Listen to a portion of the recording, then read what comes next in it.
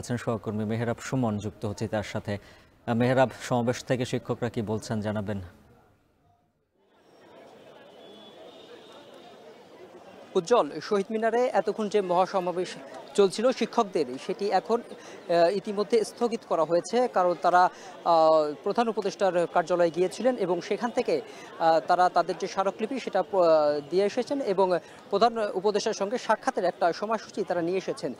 তারা যেটি জানিয়েছেন যে তারা ইতিমধ্যে যে স্মারকলিপিটি দিয়েছে সেখানে আশাব্যঞ্জক কিছু কথা জানতে পেরেছেন। এর জন্য 25 সেপ্টেম্বর পর্যন্ত তাদের যে যত কর্মসূচি আছে সেটা তারা স্থগিত করেছেন এবং আগামী 25 তারিখের পরে যদি কোনো ধরনের তাদের যে ফলাফল আসতে যদি দেরি হয়, তাহলে 26 তারিখ থেকে এই শহীদ মিনারেই তারা আমরণ অনশনে বসবেন বলে ঘোষণা দিয়েছেন প্রাথমিক শিক্ষা ঐক্য পরিষদের যে সভাপতি মোহাম্মদ মনির হোসেন।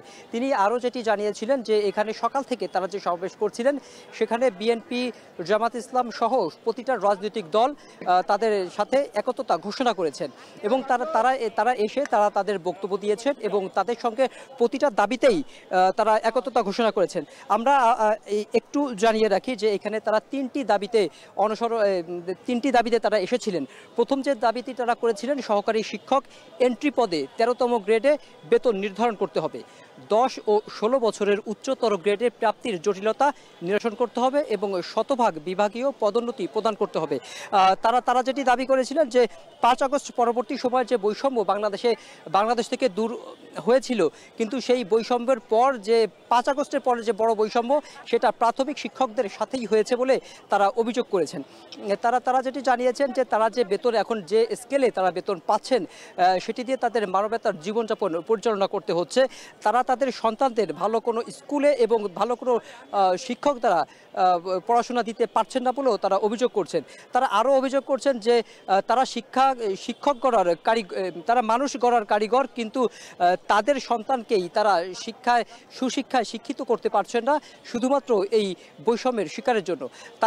তারা আরও যেটি বললেন যে বিভিন্ন মন্ত্রণালয় যারা 4র্থ গ্রেড থেকে পদোন্নতি পেতে পেতে প্রথম গ্রেড যে 9ম গ্রেড পর্যন্ত আসতে পারে, কিন্তু শিক্ষকদের ক্ষেত্রে সেটি কেন শিথিল, কেন তারা যে 13তম গ্রেডের মধ্যে আটকে থাকবেন। তারা চাচ্ছেন যে তাদের এই গ্রেডের যে বৈষম্য, এই বৈষম্যটা দূর করে যেন তারা প্রধান শিক্ষক পর্যন্ত আসতে পারেন এবং তারা উপজেলা পর্যায়ে যে শিক্ষা অফিসার সেখানে যারা তাদেরকে নিয়োগ দেওয়া হয়। তারা এই দাবিটি বারবার করে আমাদের জানাচ্ছিলেন। আর ইতিমধ্যে আপনারা জানতে পারলেন যে এই সমাবেশটি স্থগিতের ঘোষণা করে দেওয়া হয়েছে এবং আগামী 25 তারিখের পর তারা 26 তারিখ থেকে যদি তাদের ফলাফল না পায় অনশনের ঘোষণা দিয়েছে। উজ্জ্বল, এই ছিল সর্বশেষ তথ্য। কেন্দ্রীয় শহীদ মিনার প্রাঙ্গণ থেকে যুক্ত ছিলেন সহকর্মী মেহরাব সুমন।